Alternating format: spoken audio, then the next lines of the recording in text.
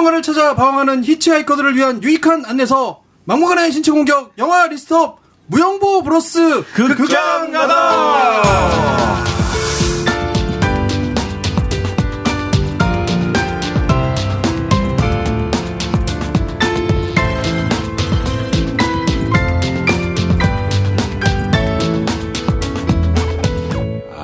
새해요, 새해. 새해죠? 새해군요. 네. 까치 설날은 어저께고요. 우리 설날은 언제요? 오늘이래요. 네. 너 이거 속은 이제 안 집어넣고 된다. 진웅님. 입으로만 하네? 어떻게 한 거냐? 강림하셨어요. 이거는 이게 이 소리가 좀 명쾌하게 나고 크고. 이건 좀 밝게. 뽀개도 감정이 있네? 그럼요. 한번 해봐. 슬픈 감정의 뽀. 오! 좋아 죽겠다, 뽀. 화나는 뽀. 완전 화났다. 이게 다 틀려. 표정이 나와야 되는데. 틀려. 야. 감정이 있다니까요, 여기서. 그러는데요. 어쨌거나 우리가 또 무용부 브러스 극장 가다를 진행했습니다. 브라스요? 브러스나. 자, 그 전에 며칠 전에 있었던 우리의 거대한 행사 무모하에 대한 얘기를 잠깐 해보도록 하겠습니다. 무모가 언제 있었죠? 우리가 지금 오늘 토요일 밤이고요. 지난주 일요일. 지난 일요일에 했죠. 네, 22일이요. 우리 이 무모화는 따로 편집을 해서 언제 올라갔지? 올라갔지 않았어요? 아니, 내일 올린다고 그랬잖아요. 그러니까 우리 자화자차는 12월 29일 날 올라가고 편집 되는 대로. 참 많은 분들이 오셨어요. 그죠? 네, 그렇죠. 너무 감사하게도. 재밌었어요. 의외로. 감사합니다. 특히 진욱이의 화려한 진행에 대해서 아주 찬사를 보내신 분들이 그때 많아요. 내가 무슨 생각을 했냐면 그 행사 끝나고 우리 뒤풀이 가서 이렇게 진욱이가 없었으면 진짜 썰렁했겠다. 이게 우리가 나라 최 과장이나 김 PD나 다 이렇게 뭘 진행하고 김 PD가 있는데 쟤는 또 너무 드라이하잖아. 뉴스하고 이런 이런 스타일이라서 뉴스를 코미디로 하는 건 생각해봤는데 그러니까 좀 안 웃겨. 너는 지금 그런 말을 해도 누가 웃기려고 하냐? 근데 진욱이가 없었으면 그래, 진욱이 없었으면 안 되는 일이 재앙이었어요. 대재앙. 재앙이 맞죠. 뭐 하여튼 큰일 날 뻔했어요. 그날 위로 CD는 좀 남발하긴 했지만.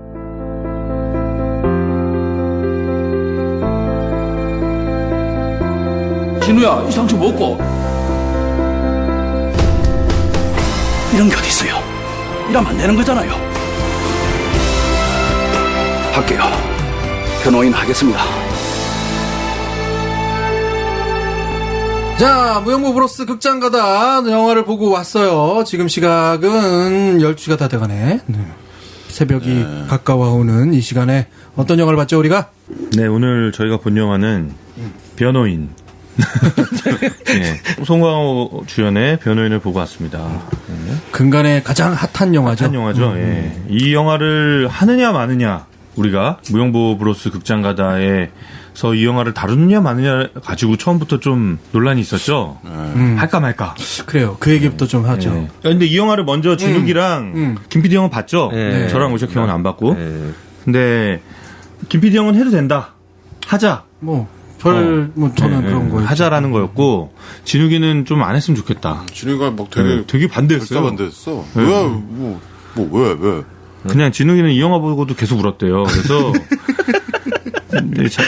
진욱이 가장 많이 운 영화라던데 그지? 진짜? 저나 이제 오석희 형은 안 봤으니까 일단 보고 결정을 하든지 말든지. 사실 그런 건 있어. 내가 이 영화를 이제 오늘 봤는데 그동안에 주변에서 영화를 본 사람들이 되게 많았어요. 이게 지금 흥행 이런 것도 빠르다면서. 오늘 기준으로요. 열흘 만에 400만 돌파예요. 근데 진기한 기록은 일주일 만에 300만 돌파였는데 3일 동안 100만이 든 거예요. 엄청난 거죠. 여기 지금 작업실 앞에 있는 홍대에 있는 이 극장에서도 상영관이 3개나 되더라고, 변호인을.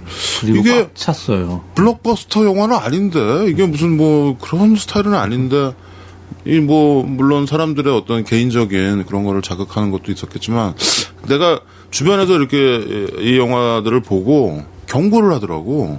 무슨 경고를 들었냐면, 이거 약간 최루탄이다. 울 수 있다. 그러니까 조심해라. 뭐 이런 얘기들을 많이 들었어요. 남녀노소를 불구하고. 불구하고. 불문하고. 그렇게 나는 경고를 많이 들어서 그런지 몰라도 보는데 뭐 물론 이제 뭐 그 이모션을 건드리는 부분들이 있었죠. 영화 자체로서. 예. 그런 있었고 이런 류의 영화들 약간 어떤 부분을 건드리냐면 정의감, 저스티스 이런 거를 건드리는 영화들이 있거든요. 그런 영화 중 대표적인 영화가 아직 우리 무용보다 다루지는 않았지만 이거 역시 88년에 나온 영화 중에 JFK? JFK는 90년대 나왔고요. 88년 영화 중에 미시시피 버닝이라는 영화가 있어. 근데 알란 파커. 알란 파커의 미시시피 버닝. 근데 그 영화를 보면 이제 그거는 이제 흑백 인종주의에 관한 그것도 실화를 가지고 만든 영화인데 그걸 보면은 이게 슬퍼서 우는 이런 게 아니고 가슴이 먹먹해서 우는. 가슴에 뭔가 저 안에서 막 뜨거운 게 뭔가 올라와서 우는 그게 눈물을 흐르게 하는 그런 게 뭔가 있거든요. 아주 영화가 그런 영화더라고요. 저는 이 영화를 보자고 얘기했던 게 우리가 이게 정치적인 그 이야기들을 두려워하는 우리 스스로 자기 검열하고 자기 검열. 예, 두려워하는 상황이라는 생각이 좀 들더라고요. 우리가 보지 말자, 얘기하지 말자라고 하는 게. 그래서 약간 좀 비겁하다. 이거를 피해간다면. 이게 지금 우리나라 모든 영화 관객들이 가장 관심을 가지고 있고 가장 핫한 영화 중에 하나인데. 그렇죠. 이거를 우리가 그럼 우리 아니. 스스로 자기 검열을 해서 비껴가는 게 좀 이게 비겁하다는 무슨 생각이 누가 들더라고요. 찍어서 예. 유튜브에 올린 무슨 뭐 그런 것도 아니고 무슨 음모론 이런 것도 아니고 이거는 그 영화고 우리나라 그쵸, 최고의 그쵸. 배우들이 나왔고 그럼 보고서 뭐 이거 나는 전혀 그런 거 없이 봤고요. 그러니까 좀 답답한 상황이라고 느껴지는 거는 뭐 이게 무슨 어떤 지금 정치 권력을 막 비난하거나 비판하거나 이런 영화도 아니잖아요. 지금 그러니까. 현실적인 그런 것도 아닌데도 우리가 이런 말을 하는 것조차가 그쵸. 예, 자기 검열을 하고 있다라는 이 상황이 그게 좀 저는 내가 이거를 피하면 약간 비겁하게 되는 거구나라는 생각이 들더라고요. 그래서 좀 내가 어때요? 보고 나니까.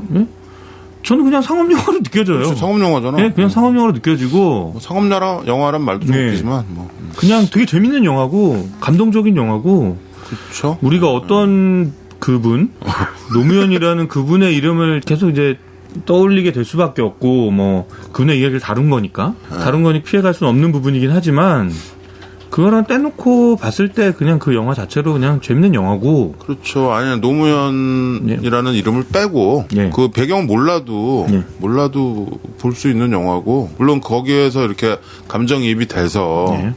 그분의 인생이나 아니면은 뭐 이런 거가 떠오르고 사실 좀 비극의 주인공 같잖아. 물론 이룬 것도 많지만 결국 끝에 그렇게 돌아가셨으니까 좀 가슴 아프고 그게 몇 년 안 된 얘기고 그래서 그런 거지. 그거 이렇게 뭐 분리해서 생각해도 되고 보는 사람들의 마음이죠 그건. 김 PD는 2번 봤잖아. 어땠어? 어쩌다 보니 2개 봤죠. 저번에 그래비티는 2번째 볼 때는 재미없었다며. 오늘은 어땠어? 생각이 많았죠. 처음 볼 때라 나는 눈물 코드보다는 생각이 너무 많아져서 조금 괴로운 영화예요. 괴로워? 그럼 뭐 그 괴로운 심정은 그거를 뭐 얘기하기가 솔직히 말하면 아까 자기 검열 얘기를 했지만 모르겠어요. 오늘 내가 어느 정도로 검열 안 할지 모르겠는데 검열은 되고요. 그죠? 그렇죠. 네. 그 얘기를 하자고요. 근데 아니, 하고 싶은 얘기 있으면 해. 하고 내가 자를게. 이건 자기 검열이 아니고 네 검열이냐? 오샷 검열을 해. 하고 나는 무용부에서 어느 정도 자른다는 수위는 얘기. 내가 결정할 테니까 하고 싶은 얘기들 다 해. 다 하고. 그래 보죠 한번. 그래요. 자, 이 영화의 어떤 영화인지. 네. 네. 개봉한 지 며칠 안 된 영화죠? 네. 12월 18일 날 그 전야에 개봉이 됐고요. 그럼 이제 2주일도 안 됐네. 이제 한 열흘 정도 좀 열흘 정도 된 거고요. 근데 400만 원이냐? 감독은 양우석 감독. 그러게요. 나는 처음에 강우석으로 알고 있었어. 강우석이라고 그래가지고. 양우석 감독이고요. 강우석이 아니고 양우석. 위더스 필름이라는 곳에서 위더스. 제작을 했습니다. 그리고 송강호가 주인공 그 송우석이라는 변호사, 그 상고 출신의 그 고졸에 백도 없고 줄도 없는 그리고 판사하다가 그만두고 이제 돈 벌려고 하던 그 변호사가 인권 변호사로 이제 바뀌어가는 찌라시 돌리는 세금 전문 변호사. 예. 송강호가 열연을 했습니다. 아주 오스카 열연을 했죠. 대단한 연기였어. 예. 그리고 김영애 씨가 그 국밥집 아주머니.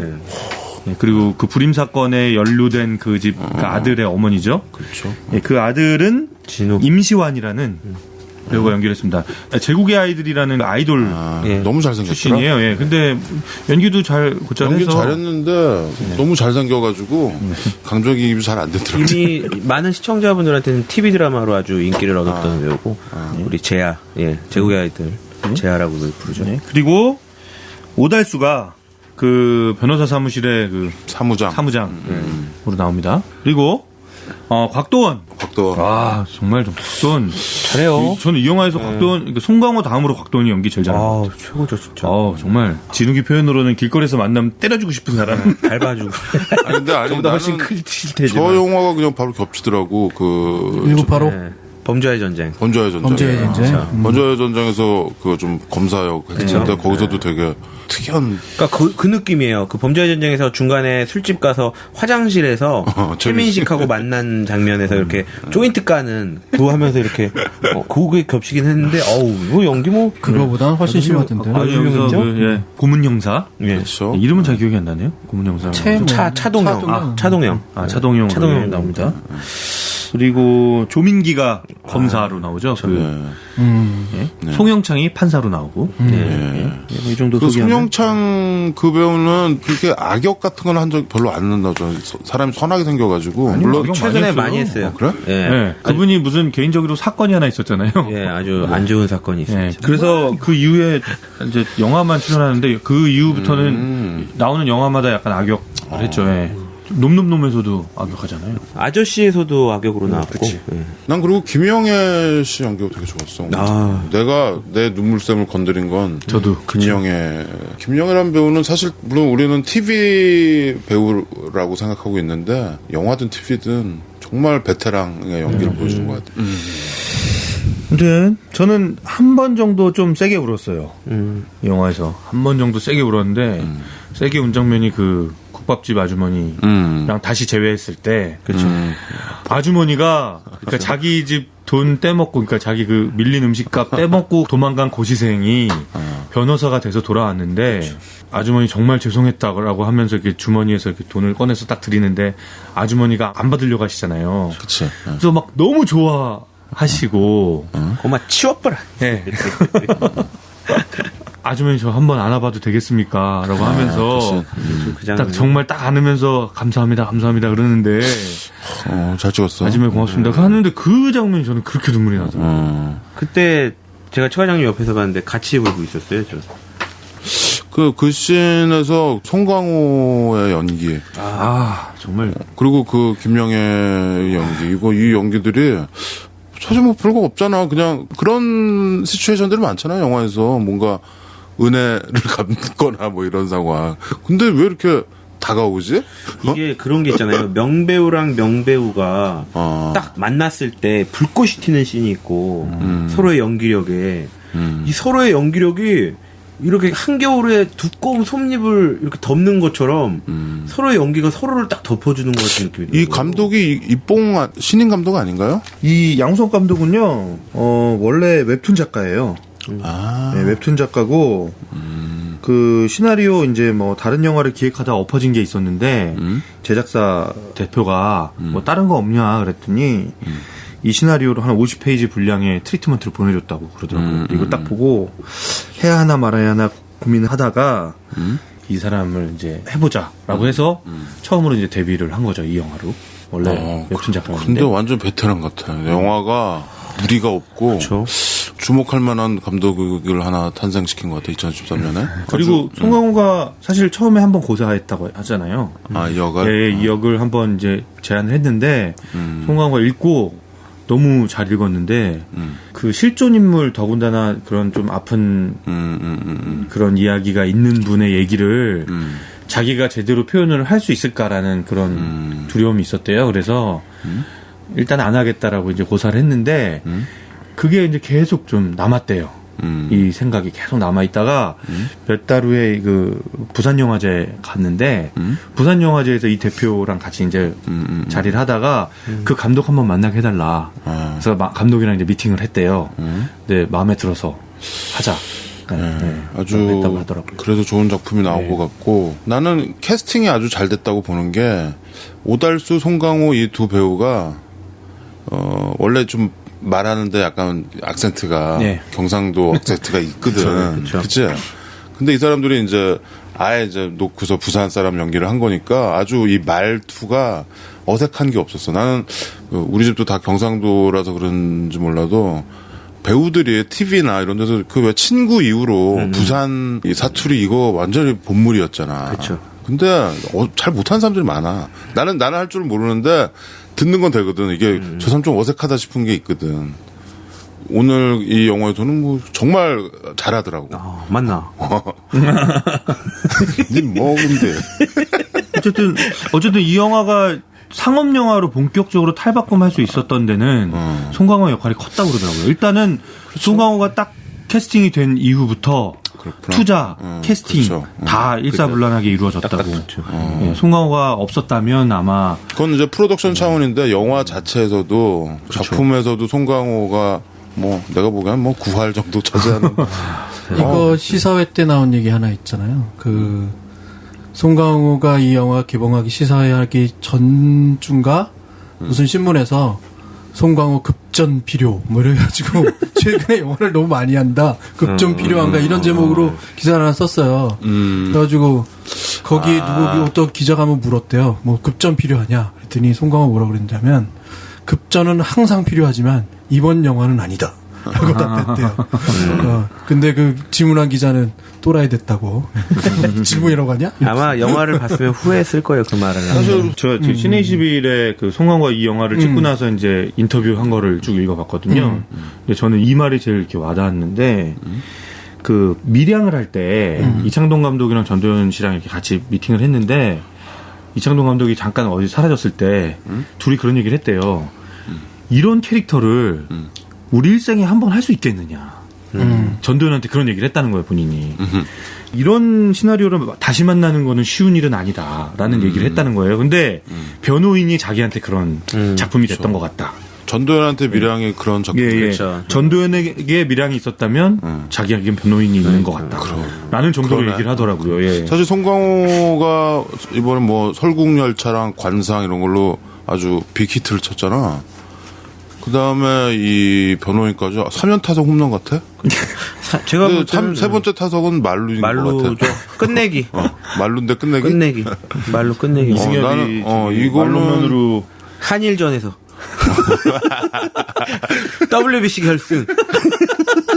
WBC 결승 한일전에서 끝내기? 끝내기 말로 홈런. 1점 차로. 뭐 하여튼, 이 연기만 감상하는데 나는 약간 눈이 호사를 하는 것 같더라고.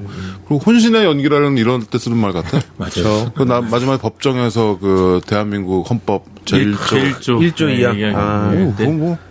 근데, 이게 완전히 그걸 다 노리고 상업영화처럼 만든 거야. 그러니까 나는 이 영화가 무슨 뭐, 누구는 심지어 뭐 빨갱이 영화 막 이러는 사람도 있는데, 이건 넌센스야. 상식적인 영화죠. 그리고 이런- 상식에 충실한 영화죠. 든 생각이 또 하나가 뭐냐면, 우리가 10년 전, 20년 전 그때를 뒤돌아보는 조망하는 영화들을 많이 만들어야 된다는 얘기를 내가 많이 하는데, 이건 물론 이제 우리 30년 전 얘기죠, 이게? 81년 불임 사건이니까. 한 2년, 3년 됐네요. 33년. 근데 그때 뭐 우리 뭐 초등학생, 중학생 우리가 살아있을 때 아니야. 근데 그 시절 그만큼 조금씩 되돌아가는 게 아주 중요한 작업이에요. 여러 가지 시각으로. 그러니까 예를 들어서 불임 사건을 다른 시각으로 볼 수도 있는 거고, 그래서 우리가 그때 일어난 일들을 알고 역사, 근대사, 현대사 이런 것들을 팩트를 알고 있는 게 되게 중요해요. 그거에 대한 판단은 다른 사람은 몫이고, 그때 이런 일이 있었다. 드라이하게. 그걸 잘 해야 되는 게 그 역사에 되게 중요한 점인데, 요즘 뭐 역사 교과서 무슨 말도 많고, 막, 난 그런 거 보면은 진짜 이게 우리나라가 이게 지금 몇 년도인가 이런 생각이 들어요. 그 불임 사건이라고 자꾸 부르니까 야, 불임 사건에 대해서 사건에 대해서 좀 설명 좀 해주시죠. 불임 사건은 줄여서 얘기한 건데 어떤 얘기냐면 부산 항림 사건의 줄임이에요. 줄임말인데 예. 항림 사건은 사실 서울에서 예, 일어난 서울에서. 거고 80년 용공 조작 81년 7월에 있는 용공 거예요. 조작. 그래서 영화에도 보면 저기 형사가 서울에서 파견 나오잖아. 그렇죠. 이 항림 사건을 조작하고 다시 이렇게 파견 나오는 것처럼 그려져 있어요. 예. 근데 이게 항림 사건하고 부산 항림 사건은 동시에 진행된 사건이야. 같이. 거의 비슷한 시기에. 그래서 거의 뭐 20일부터 60일까지 불법 그냥 감금한 거지. 고문하고 이 얘기예요. 그리고 그 나와 있는 영화에 나와 있는 그대로인데 한 가지는 이 불임 사건이 2009년 8월에 피해자 전원에 대해서 무죄 선고를 다시 했어요. 예, 부산지법이. 했었죠. 그러니까 결과적으로는 뭐 그 나와 있던 얘기들 그대로인 거고요. 실제로 노무현은 세금 전문 변호사에서 말하자면 인권 변호사로 그렇죠. 인권 변호사. 다시 이 재탄생되는 그 사건이 결국 부산 항림 사건이다. 그렇죠. 그래서 이 불임 사건이라는데 이게 이 어감이 불임이라 그래서 그 말도 이게 우리 그 일반 사람들이 만든 말이 아니고 정권에 있던 그 형사들이나 그 검사들이 줄여서 자기들이 만든 말이래. 70년대 또 부마 사태라고 있어요. 무림 뭐 불임 부마 항림. 항쟁이라고도 하고 무림도 있었었네. 그래서 불임 사건이 2009년까지는 그러면은 이른바 국보법 사건으로 사실 이게 81년이면 이제 그 50이죠. 그 신군부 전두환, 노태우 이런 사람들이 쿠데타를 일으켜서 정권을 잡은 80년대고요. 사실 나는 불임 사건이라고 그래서 그냥 그 70년대 인혁당 사건 박정희 때 뭐 그런 얘기 좀 생각해 보니까 80년대 꽤 칼라 텔레비 나온 다음이야. 그렇죠. 그러니까 80년에 광주 항쟁 5.18 사건이 있었고 5.18 다음에 1년 후에 그러니까 우리의 참 뼈아픈 현대사 중에 하나죠. 이 성립이 되는 게 81년에 그렇게 극악스러운 분위기였을 거다. 그리고 말 한마디 못할 거고 잡혀가도 당연히 유죄받는 분위기였을 거다. 그렇죠. 그 분위기가 아주 그때 크죠. 부조리가 판을 치는 사회였지. 그래서 사람들이 더 뭐랄까 살아있었던 것 같아. 그래서 쉽게 얘기해서 개기는 사람들은 개기고 침묵하는 사람은 침묵하고 이 영화 보면 그게 난 좀 다른 건 뭐냐면 81년이면 누구도 쉽게 말 못할 분위기였을 거야. 오늘 우리가 얘기했듯이 뭐 자기 검열 이건 자기 검열의 문제가 아니고 자기 생존의 문제로 받아들인 사람이 많았을 거고 그런 분위기가 아니었을 것 같아. 그래서 이 영화 중간에 보면 그 이제 동창회를 하는데 그 중에 뭐 부산일보인가 뭐 그 신문 기자가 있죠 동창 중에. 근데 그 자기가 인정하잖아. 자기는 비겁하게 그렇게 그쵸. 살아서 회사 다니고 있다고. 그러면서 나중에 이제 이 주인공 송우석 변호사와 나중에 이제 법정에서 다시 이제 만나서 둘이 그 옷을 갈아입잖아. 예. 아, 그 신도 아주 좋았어. 좋았어요. 송우석의 그 초반 분위기는 어떻게 느꼈어요? 가령 이제 변호사인데 판사였잖아. 판사에서 판사를 그만두고 바로 변호사를 하는데 난 돈 벌겠다라고 했던 그 모습들은 어떻게 느껴져요? 실제로 노무현 대통령이 그 1년 정도 판사를 했었잖아요. 그죠? 1년 정도 하고서 그만두고 다시 변호사 개업을 한 거죠. 그래서 오늘 보면은 그 선배 변호사가 YS 밑에 있던 김광일 변호사, 국회의원이었죠. 그분이죠. 그 선배. 그래서 같이 불임사건 변호인을 하면서 정치 쪽으로도 끌어들인 사람도 그 사람이었는데 나중에는 막 비난하고 막 그랬어서 정치 하면서 그 3당 야합 때 저쪽으로 가고 뭐 우리 이 정치 쪽으로 가지 말고 영화 얘기로 다시. 이 영화의 최고의 키워드는 뭔 거 같으세요? 키워드? 나는 대사에 나오지 않지만 희망이었죠. 희망? 이 영화에서 희망을 보셨어요? 이 영화는 희망을 그리고 있다고 보죠. 저는. 81년 분위기에 아까 얘기했던 대로 여기에 반론하고 저항하고 마지막 이 재판을 거의 뒤엎었는데 다시 뒤집히는 그 분위기잖아. 이거는 뭐 영화를 보시면 아시겠지만 그 분위기예요. 그거 말 못하는 분위기라고 81년은. 근데 87년에 다시 법정에 쓰는 거잖아. 87년의 분위기는 말하자면 사람들이 짓눌렸다가 더 이상 못 참겠다라는 분위기인 거야. 그래서 그렇죠. 그 끝에, 마지막에 87년이 그 나오죠. 많은 것들이 이제 87년의 희망이 불타오르는 거죠. 그렇게 생각이 들더라고. 저는 제가 그 이 질문을 딱 드린 건 저는 어떤 그러니까 탁 가슴에 와닿는 한마디. 그렇죠. 뭐였어요? 예, 저는 그거였거든요. 이러면 안 되는 거잖아요. 아, 네, 그렇지. 저는 그 말이 딱 와서 다. 그게 이 와닿더라고요. 영화 트레일러에서도 네. 나오고, 이러면 안 되는 거잖아요. 그러니까 이 법과 원칙에 의해서 살아가는 상식적인 사람 눈에도 그러니까 그동안은 관심이 없었지만 자세히 들여다보니까 이건 이러면 안 되는 거거든. 그렇지. 예, 그 얘기를 하는 거예요. 그러니까 이 사람이 특별하게 어떤 도덕적인 뭐 어떤 그 그쵸. 높은 가치를 갖고 있는 사람이라던가 어떤 뭐 대단히 용기가 있는 사람이라던가 그런 게 아니라 그냥 관심을 가지고 봤을 때 우리가 정말 그 내용을 들여다봤을 때 이거 이러면 안 되는 거잖아. 그렇지. 그게 저는 내가 그 얘기인 것 같다는 아까 거죠. 내가 질문한 그거예요. 송우석의 초반 분위기는 어떤 거냐면 나는 이렇게 느낀 거죠. 나는 아무것도 가진 것 없고 정말 내 힘으로써 울뚝 서야 하고 혼자 서야 하는 거에 알기는 나왔는데 주머니에 돈은 없어서 국밥집에서 돈 못 주고 도망가고 그 돈 가지고 다시 나는 포기하지 않는다. 절대 포기하지 않는다고 책을 다시 갖다가 이제 사법시험을 보기 위해서 하는 그거잖아요. 그 송우석의 초반 분위기는 철저하게 혼자하고 외로웠고 나는 이렇게밖에 할 수 없는데 내가 극복했다라는 가장 그 인간적인 게 있어. 근데 그게 어떤 거냐면 혼자 스스로 극복했다고는 하지만 다 채워지지 않는 게 있는 거지. 내가 보기엔. 그래서 올림픽에 도전하겠다고 하는 거야. 이 사람의 근간에는 그게 있는 거야. 다른 사람하고는 다른. 돈은 벌고 뭐 하긴 했지만 이미 좀 다른 사람이었다 이 사람은. 난 뭔가 처음부터 채워지지 다른 않는 뭔가 다른 게 있었던 갈구하는 게 사람이었다. 있어. 그 갈구하는 게 있는 사람과 없는 사람은 네, 차이가 나죠. 그거는 뭐 평가의 문제고. 저는 이 영화의 키워드는 이러면 안 되는 거잖아요. 이거야? 그러니까 어떤 평범한 사람도 그 정도 정의감은 다 있다고 봐요. 근데 그쵸. 어떤 불이한 것을 봤을 때, 불이한 거. 불이한 것, 부조리한 것, 불합리한 걸 봤을 때 그 불의를 느낄 수 있거든요. 근데 그거를 외면하느냐, 아니면 그냥 이렇게 세상이 그런 거지라고 치부하고 그냥 아니면 이렇게 부딪히느냐의 문제인데. 저는 그런 모습에서 이러면 안 되는 거잖아요라는 걸 외칠 수 있는 그 어떤 화두를 던져주는 거 아니냐 이 영화가. 사실 저는 직장생활 하다 보면 그런 일을 되게 많이 겪잖아요. 불의를 불합리하고 뭐 이렇게 좀 부조리한 내용들이 있을 때가 있어요. 근데 거기서 이거 이러면 안 되는 거잖아요라고 얘기를 솔직하게 저는 그래도 하는 편이긴 한데 그래도 제 스스로 이렇게 막을 때가 있어요. 내가 여기까지 하면 안 된다라는 여기서 더 나가면 안 된다라는 그 저의 그 자기 검열 선이 있거든요. 근데 아마 이 송우석이란 사람도 이 상황에서 아마 분명히 자기 검열 선이 있었을 거라는 거죠. 그리고 주변에서 계속 그 선을 만들어 줬을 테고 왜 주변에서도 다른 변호사들이 계속 뭐 이렇게 네가 지금까지 네가 다 혼자 변호인 척하고 네가 이 재판 다 말아먹었다 아이가 막 그러면서 나가버리잖아요. 다른 같은 편에 있는 사람도.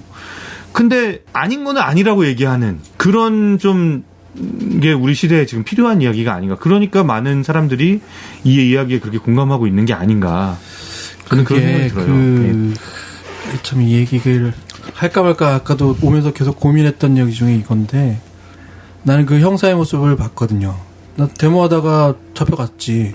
잡혀가서 물론 거기서 한 발 더 나갔으면 아마 거기 있었던 사람처럼 접종이 쓰거나 막 이럴 수도 있는데 훈방 조치되는 과정이 있고 가면 하여튼 무조건 맞았어. 무조건 맞았고 그 형사가 했던 말을 그대로 들었어. 니들 니 빨갱이 새끼들 니들이 뭐 어떻게 편하게 살고 좀 따신밥 먹고 사는 줄 아냐? 나 같은 인간이 있기 때문이야. 내가 다 희생하고 그거 다 맞기 때문이야. 니들이 뭐 잘 사는 줄 알아? 이 얘기를 정말 들었어. 그런 과정에서 나는 그걸 봤어요. 내 안에서 무너지는 것들이 있다는 거 알아. 정말 많이 무너지고 내가 초반에 얘기하고 싶었던 게 뭐냐면 이 송우석이라는 변호사가 그런 사람이었다고 생각하는 거야. 사실 우리는 그 치열했던 시대를 좀 지나서 어떻게 보면 나도 마찬가지지. 정말 치열했던 건 아니야. 나도 문민 정부라고 했죠. 그 김영삼이 이제 대통령이 됐을 그때 이제 대학도 다니고 우리는 사실 그 치열했던 시대는 비꼈죠. 비꼈는데 나는 오늘 영화를 보면서 뭐 생각이 난 게 뭐였냐면 우리 큰형이 82학번이거든. 완전히 그 센터에 있었지. 우리 작은 형이 85학번이고 이 사람들은 근데 작은 형은 잘 모르겠는데 내가 엄마랑 한번 새벽에 경찰서 가서 큰 형을 찾아온 적이 한 번 있었어.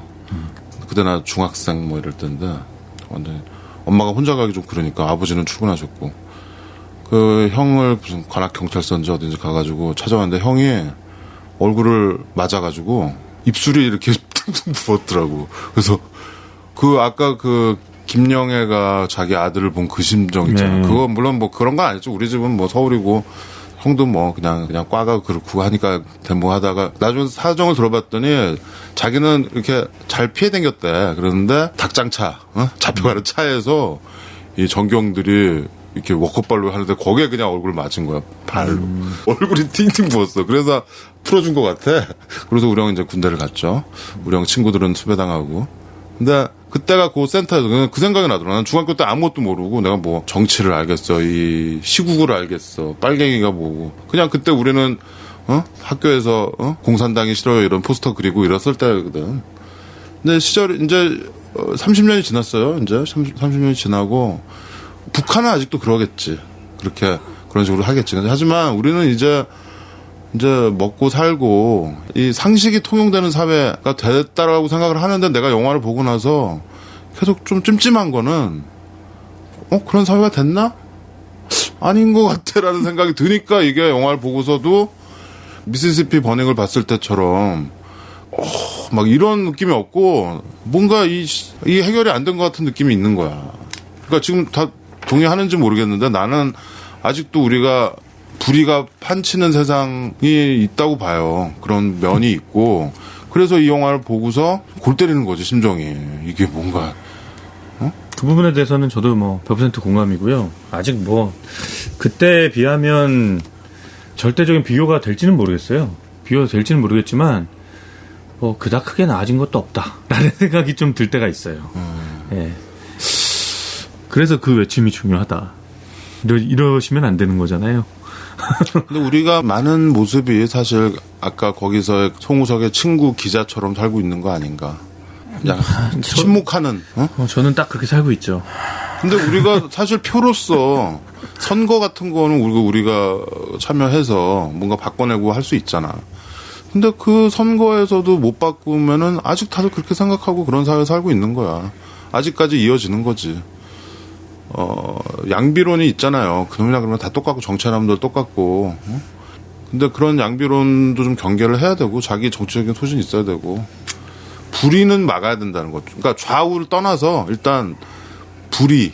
아까 그렇게 죄 없는 사람을 해가지고 엮어가지고 땅땅 때려가지고 감옥에 보내고 심지어는 70년대에서는 사람 죽였잖아. 사법부에서 사형 이래가지고 죽였어. 죄 없는 사람들을. 그 이후로도 죽었어 많이. 그러니까 고문 당하고 막 이런 그 아까 오작이 얘기한 신문 기자의 이건 좌우의 얘기가 아니야 이건. 그러니까 나는 남의 얘기가 아닌 거야 이 영화를 보면서. 내가 오작한테 내가 솔직히 말해서 회사를 그만두고 나와서 제일 처음 하고 싶은 게 뭐냐고 그랬는데 난 반성문을 써야 된다고 그랬거든. 나는.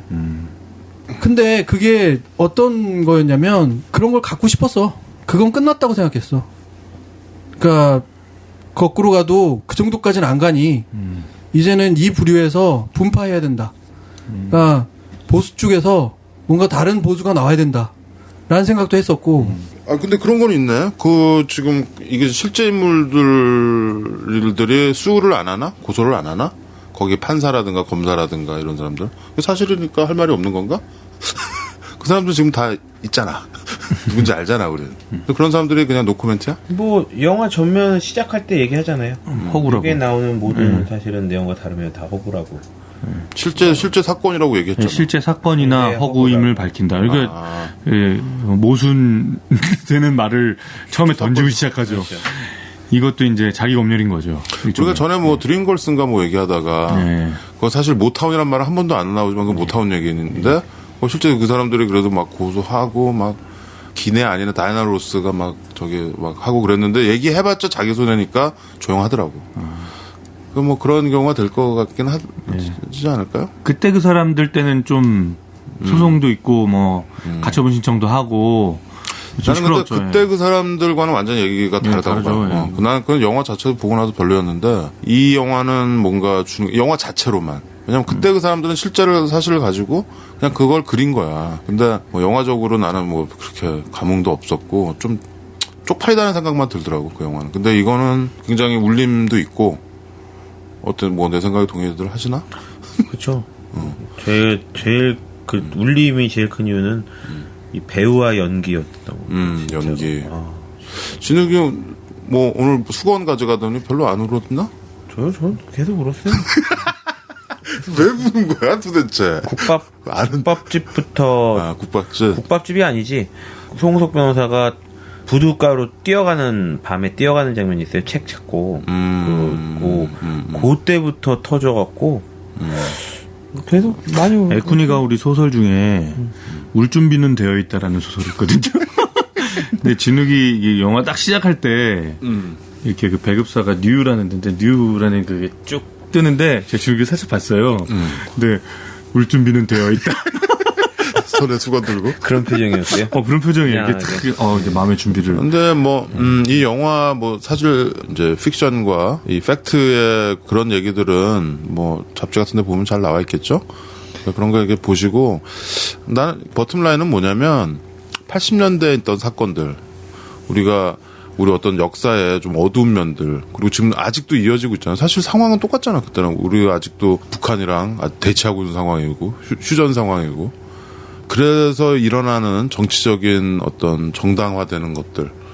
근데 우리는 그런 거 좀 졸업할 때가 됐다고 생각했는데 아직도 졸업을 못하고 4학년, 5학년, 6학년 이렇게 하면서 벌써 60학년 정도 됐죠. 그런 얘기 하시면 종북되는 거예요. 요즘. 아 그런가요? 네. 아, 난 종북 아니야. 난 북한 진짜 싫어. 그거 싫고 거긴 우리보다 더 한심하잖아. 종북. 진짜 네, 이제 우리 좀 그런 거 졸업해야 되지 않나 이런 얘기하면 종북 지금 때가 온 때인데. 네? 돌발 영상 이런 거 가끔 보다 보면 요즘도 그런 거 나오잖아요. 의원들이 앉아가지고 뭐 통진당 뭐 김재현 의원 이런 사람들 나와서 앞에서 뭐 무슨 이렇게 얘기하고 그러니까 김일성주의 그런 게 김일성주의야.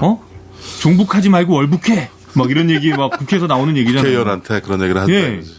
국회의원한테 그런 말을 하면 안 되지. 우리가 국회의원들이 다른 국회의원한테 그런 얘기를 한다니까요. 좀 트렌드 같은 트렌드.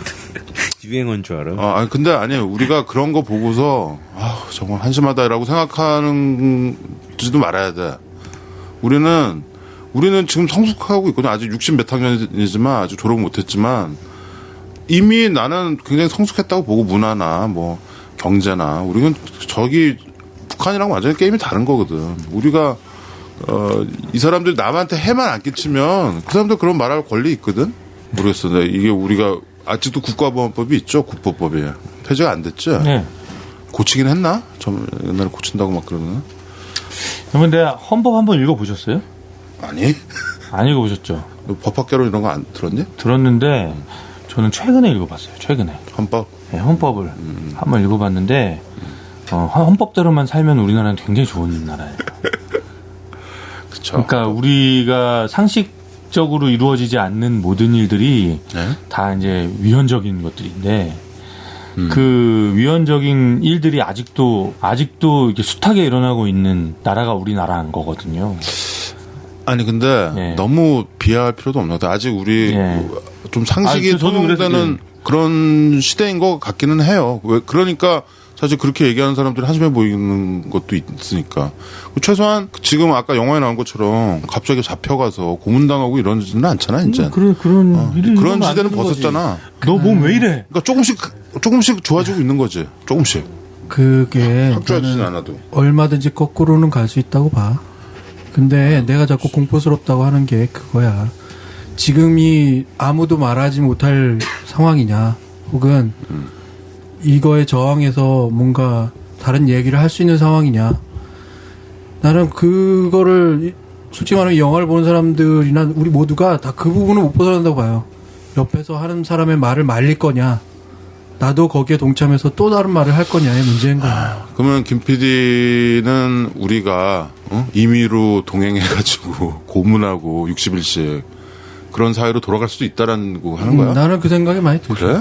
거기에 더 심한 거는 지금 이렇게 하잖아. 법을 어겼다고 하면서 그 사람한테 소송을 걸어서 판결이 몇억 원씩의 벌금 혹은 뭐 배상료가 나와. 이게 또 다른 폭력인 거지. 그렇죠. 그 소송이라는 거, 어디서 무슨 강의에서 들은 얘기인데, 소송이라는 거는 힘 없는 자가 사용하기 위해서 만들어진 게 소송이다. 그치. 그쵸? 힘 있는 사람이야 자기 힘으로 하면 되는 거니까. 힘 없는 자를 위해서 존재하는 제도가 소송이고, 뭐 신문고 같은 것도 사실은 힘 없는 자를 위해서 만든 게 신문고잖아요. 근데 요즘은 영의정이 나와서 신문고를 때리고 있다는 거예요. 그런 얘기죠. 영의정이 나와서 신문고를 때리면서 쟤 잘못하고 있다. 지금 상황이 그런 상황인 것 같아요. 아까 형이 말씀하신 그 소송으로 사람의 그 목줄을 그냥 쥐어 틀어버리는 하나만 더 하면 아까 최 과장이 얘기했던 것처럼 직장인은 자유로울 수가 없어. 없어. 그러니까. 저런 거 있어요. 우리가 좀 더 좋은 사회를 만들기 위해서는 아까 그 영화 보면은 군의관 나오잖아. 예. 근데 그 사람을 일컬을 때 우리는 내부 고발자란 말 쓰지. 예. 그러니까 어떤 조직의 비리를 폭로하고 아니면은 잘못된 거를 이게 내부 고발자란 말 써. 그 별로 어감 안 좋지. 내부 고발. 이 사람은 굉장한 일을 하고 정의의 실현을 위해서 그렇게 물론 이 사람이 뭐 개인적인 이유에서 그럴 수도 있겠지만 내부 고발자란 말은 난 너무 싫어하거든. 그거 영어에서 휘슬 블로어라고 해요. 호루라기 부는 사람. 휘슬 블로어. 그 사람들이 이렇게 멍 때리고 있을 때 호각을 부는 거야. 호각. 호루라기 부는 사람 얼마나 좋아. 그런 사람들이 필요한 거거든. 그리고 그런 사람들 영웅 대접을 해줘야 되는데 우리나라에선 그런 사람들이 완전히 따당해 버리잖아. 나쁜 사회지. 김영철 사건 있을 때도 우리 김영철. 저희 아버지 딱 반응은 저건 있을 수 없는 일이라고. 그치. 딱 반응 우리 아버지는. 저거는 아무리 그 안에 뭐가 문제가 있다 하더라도 그 안에 그렇게 몸담았던 사람이 저렇게 하는 거는 있을 수 없는 일이라고. 저 아버지는 딱 그렇게 평가를 해버리시더라고요. 예, 근데 그런 생각을 하는 사람이 상당히 많을 거예요. 형이 내부 고발자라고 그 얘기하는 게 싫다라고 얘기하셨지만 그 논란이 있을 수 있는 여지가 있는 부분이다. 아니, 그러니까 뭐 예를 들어서 이번에 올 2013년 올해의 인물로 선정된 스노든 같은 사람이 내부 고발자. 이 사람 물론 미국에 못 들어가고 완전히 이제 홍콩에 망명하고 뭐 러시아에 망명한다고 그러고 막 이런 사람들은 어떤 국가에 이거 엄청난 일을 한 거거든. 이 사람 CIA 뭐 이런 것들을 휘슬블로잉을 했죠. 하지만 이 사람이 우리가 미국인이 아니었을 때 이 사람 옳은 일을 한 거잖아. 이 사람 CIA가 하고 있는 말도 안 되는 짓을 폭로를 한 거잖아. 그러니 거기서는 딸을 당하지만 나머지 사람들, 우리 전 세계 다른 나라 사람들, 유럽 사람들 이런 사람들은 그 사람 스노든 잘했다고 박수 쳐주잖아. 그렇지, 저런 애가 있어야지. 그런데 그렇다면 예를 들어서 어떤 회사에서 내부 고발자가 있다. 그럼 그 회사에서는 얘가 이제 나쁜 놈이 될지라도 나머지 사회에서는 이 사람을 영웅 대접을 해줘야지. 텔레비 보고 있는 사람이 저러면 안 되지 저거 왜 배신을 때려 이러면 안 되는 거라고. 내가 지금 최 과장 니네 아버님을 비난하는 건 아니고요. 하여튼 좀 그런 사회적인 분위기가 돼야 된다. 그게 이제 좋은 사회, 성숙한 사회다 이거죠. 뭐 하고 싶은 얘기 더 있어? 진우가? 너는 졸고 있어 이 자식이. 누가 졸아요? 너. 안 졸아요. 저는 그냥 그래, 진욱이의 감상 포인트도 좀 들어보고. 제가 이 얘기 말이 없어 오늘. 변호인을 이번 방송이 제가 볼 땐 제일 재미가 없을 것 같은 거예요. 계속 고민을 없다고? 하는데 그래서 아무리 생각해도 변호인으로 방송을 하면 우리 형들 아니면 우리 안에서 나온 얘기는 무용부에서 제일 재미없는 얘기가 될 것 같은데 라는 생각이 계속 들어서 그래서 아까 영화 보면 사실 재밌는 장면을 많이 기억하려고 계속 담아두려고 그랬거든요. 두 번째 보니까. 그리고 어떤 장면이 영화로 봤을 때는 그냥 영화 안으로만 얘기를 하면 한 1부, 2부로 저는 나눴어요. 1부는 아주 빠른 전개의 우리 세속 변호사. 예, 세속 변호사 본인이 입으로 얘기를 하거든요. 저는 세속 변호사라고 얘기를 해요. 그렇죠. 예.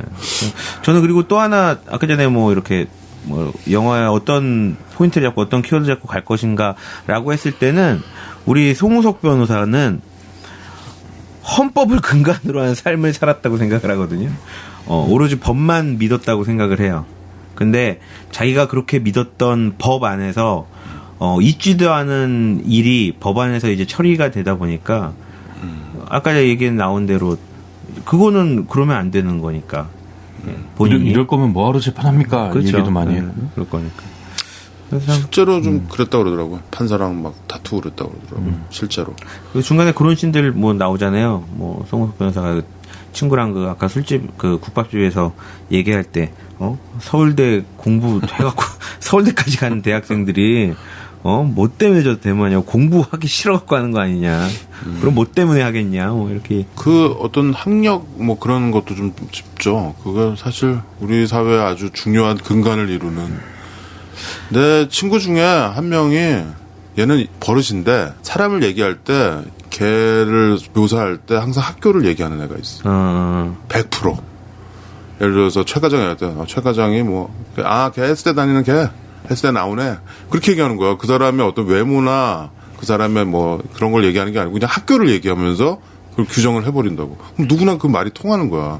그래서 어느 순간 내가 얘기를 듣다가 좀 이상한 거야, 얘가. 어느 순간. 그래서 야, 너 좀 그런 경향이 있다라고 얘기를 했더니 깜짝 놀라는 거야, 얘가. 내가 그랬니? 야, 그럼 대학 안 나온 애들은, 걔 고졸? 그렇게 얘기하니, 너? 내가 한번 술 먹다가 한번 이렇게 짚어줬더니, 그들이 그걸 막 조심하려고 그러는데 그게 잘 안 된대. 그게 너무 편하는 거야, 걔가 사는 그 사회에서는. 그렇게 얘기하면 다 알아듣고. 근데 걔가 엄청나게 나쁜 짓을 하고 있었던 거야. 그게 안 좋거든, 그렇게. 그 학교가 뭐, 있어. 맞아요. 그게? 비슷한 경우로 저희 대학교 친구도 한 친구가 있어요. 그 친구는 지역을 얘기해요. 사는 지역을. 마치 학교처럼. 응암동 사는 진욱이 대치동 사는 게 뭐 이런 식으로 얘기해요. 그것도 그러고 보면 참 이게 유치해. 우리 사는 여기가 참 유치해요. 걔 노래 잘하는 진욱이 뭐 이런 식으로 얘기하면 얼마나 좋아. 근데 그것도 노래 못하는 사람 입장에서는 또 그래.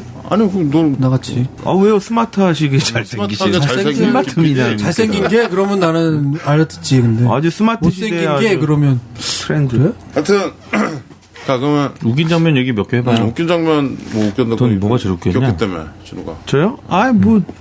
많죠. 뭐? 많은데. 아니 아까 이 극장에서 정말 나 오늘 그 많은 웃음소리와 많은 울음소리를 들었어. 내 그 오른쪽 뒤쪽에 어떤 여자가 영화 중간서부터 울더니 끝까지 대성통곡을 하는데 그 중간에 막 못 쳐다보겠더라고. 막 참고 막 이런 소리들이 다 그 소리였죠. 꺼이꺼이를 참는 그 아니 소리였죠. 근데 거의 중간서부터 계속 그쵸? 목 놓아 울어. 아니 이쪽도 났는데 오른쪽도 났는데 왼쪽에서 났었거든요. 너 아니었니? 너? 왼쪽에서 나갔고 저도 그걸 우리 지금 저기 버즈 토이스토리 버즈 닮은 우리 저는 시간에 얘기했던 그 친구가 갑자기 왔습니다. 떡볶이 사왔니? 아 착한 놈. 난 그거 웃겼어. 어디 재판하다가 공판 중에 역사란 무엇인가 카에 그 책 얘기 아니, 이게 그거 서울대에서 그거 진짜 그랬대? 진짜? 그런 게 다 그런 책으로 이제 분류한 거죠. 진짜 그 그러니까 사실이면 진짜 카의 역사란 무엇인가가 서울대에서 이거 뭐 필독서 뭐 이런 걸로 한 건데 그 학교 나오신 검사님, 판사님도 그러면 뭐 그런 집단인 거네요? 막 이러면서 얘기하는 그게 되게 웃겼고. 근데 그런 얘기를 하는 그 톤이 되게 너무 웃기죠. 그쵸. 진짜 송강호만이 할 수 있는 그 톤. 그리고 앞에 이 영화가 처음에 이제 그 송물 변호사일 때 그때 재밌는 씬들이 많았던 것 같아요. 되게 경쾌하고 재밌게 잘 터칭했죠. 그죠? 근데 이걸 그냥 완전히 허구고 우리가 원래 실존 인물을 모른다고 하고 봤어도 아주 재밌고 되게 감동적인 영화였었을 것 같아. 그죠? 그쵸. 나는 저는 이렇게 매칭이 잘 안 됐어. 사람들이 심지어 내 주변에 누구는 처음에 극장에 딱 들어가서 송강호가 딱 나왔을 때 노무현 전 대통령이 생각이 나서 그때부터 울었다는 거야. 근데 난 그런 거 없었거든. 저도 안 그랬어요. 그냥 그 송우석 그냥 이 픽션 주인공한테 입에서 봤어. 그러니까 그런 것들 많잖아요. 실제 사건을 가지고 거기에 이제 픽션을 가미해서 만든. 근데 누구는 그런 얘기도 하더라고. 실제인데 허구라고. 왜냐면 실제 있었던 것보다 굉장히 소프트하게 더 축소해서 얘기를 했다는 거야, 영화에서. 그렇겠죠. 아주 그런 의미심장한 얘기를 하는 사람도 있어요. 그래서 중간중간 나오는 고문 장면에서 여러 관객들이 막 이렇게 놀래기도 하고 그렇죠. 막 아주 그런 장면들이 나오죠. 나는 돌아가신 김근태 전 의장. 장인 고문? 예? TV에서 내가 어렸을 때 봤거든. 김근태 석방되는 그런 장면은.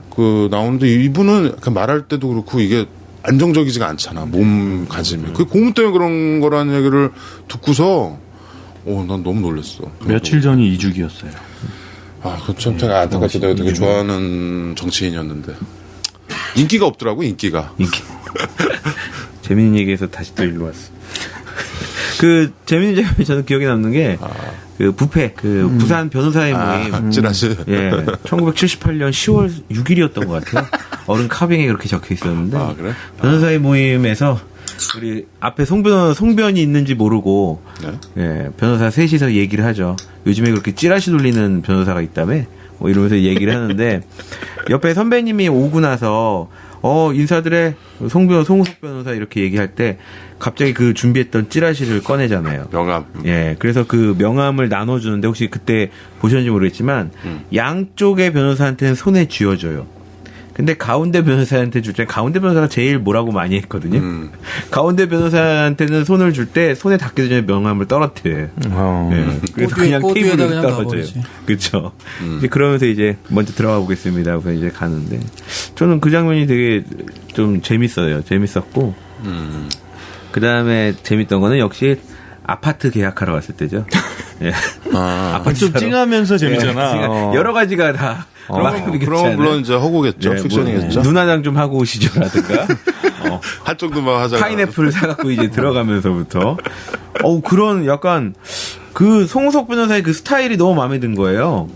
본인이 정말 절대 포기하지 않고, 좀 그런 식의 거래나 그런 식의 내고라면은 아주 굉장히 탁월한 스킬이지 않을까 좀 그런 생각을 좀 했어요. 아무튼 뭐 얘기하면은 자꾸 우리 심각한 걸로 가는 것 같아. 오늘은 그만하자. 얘기를 그냥 이 정도 하고 우리 무영보 팬 여러분들한테는 우리 5 스케일로 추천하는 거 그거 오늘 한번 해보죠. 좋은 영화를 찾아 방황하는 히치하이커들을 위한 유익한 안내서 막무가내 신체 공격 영화 리스트업. 무슨 영화를 보겠다고 탑10. 자, 1번 적금 깨서라도 꼭 보셔야. 네. 네. 2번 커피값 아껴서라도 보셔야. 네. 3번 보시던지 말던지. 4번 누가 영화 쏘고 밥까지 쏜다면야. 네. 5번 이 영화 볼 돈으로 무용부에 치킨 기부 바랍니다. 치킨. 이건데요. 네, 저희 부어치킨 좋아하고요.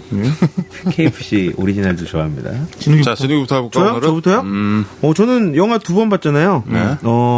아까 전에 뭐 오상님도 오스카 얘기를 했는데, 저는 진짜 이분의 이 연기를 무조건 보셔야 돼요. 적금 뭐 주택 뭐 집어넣은 거 다 깨서라도 청약 이런 것까지. 예, 주택 청약 이런 거 다 깨서라도 꼭 정말 꼭꼭 보셔야 뭐 역사적인 고증도 중요해요. 근데 저는 그걸 다 떠나고 그냥 이 송강호의 연기를 꼭 봐라. 우리 WBC 한일전에서 역전 말로 홈런을 끝내기 홈런을 치는 이 송강호의 이 3연 타석 홈런을 한번 꼭 보셔라. 그러니까 적금 깨서라도 봐라. 예, 무조건. 네. 최 과장. 제가 적금 들어드릴게요. 적금을 깨고 싶어요.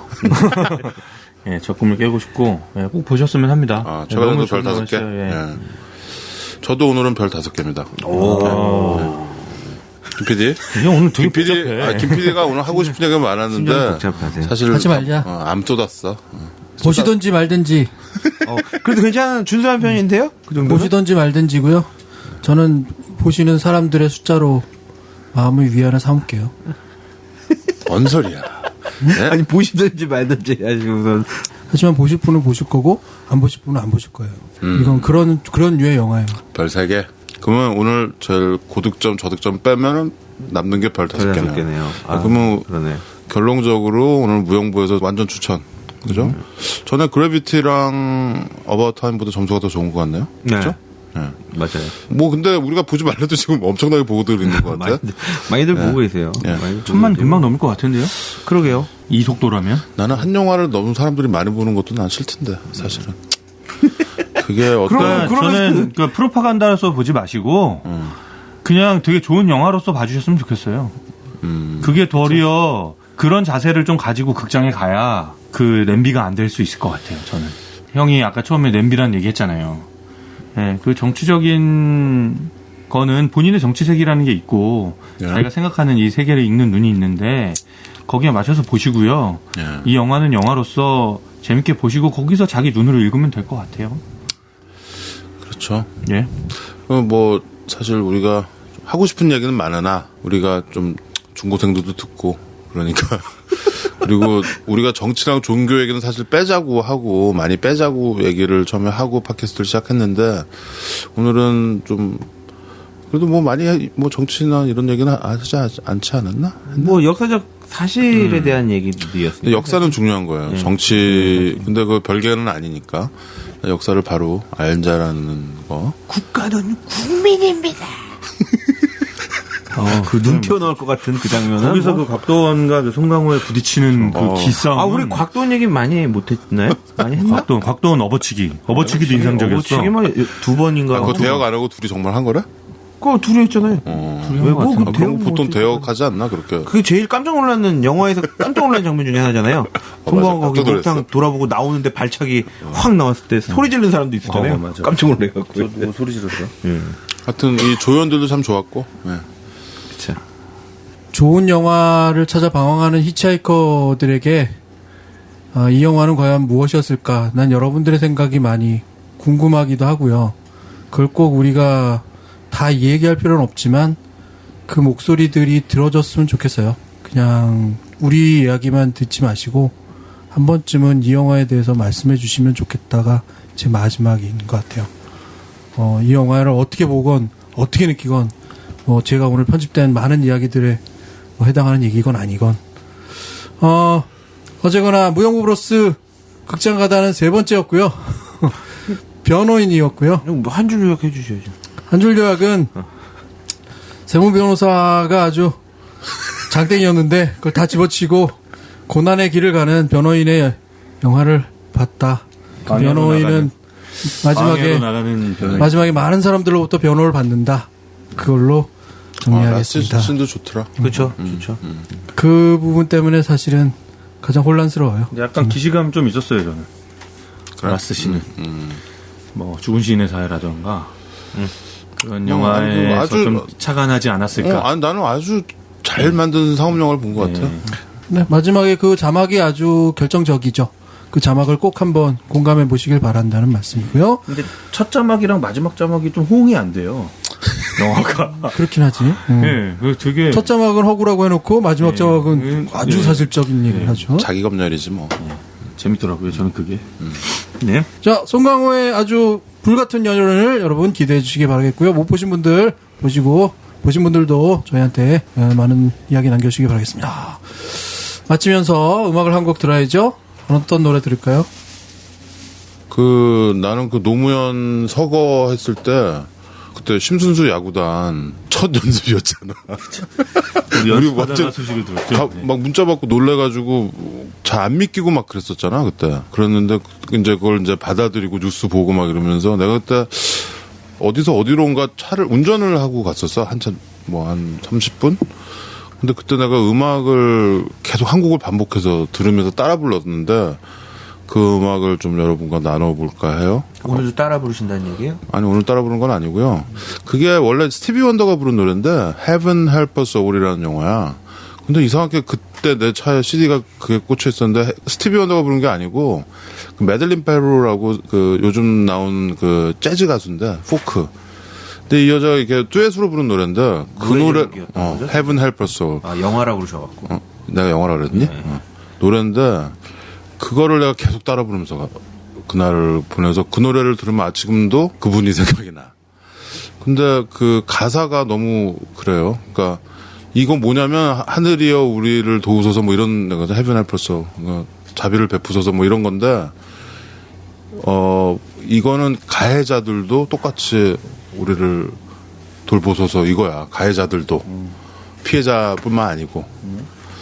근데 그 노래가 그렇게 계속 오늘도 생각이 나가지고 그 노래를 들어보도록 하죠.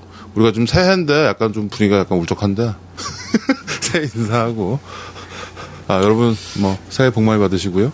그러면 메들린 베로가 부른 Heaven Help Us All을 듣겠습니다. 새해 복 많이 받으세요. 네, 새해 복 많이 받으세요. 뭐야 이게 새해 복 많이 받으세요. 세뱃돈 여러분 세뱃돈 주세요. 막무가내 신체 공격 영화 리스트업.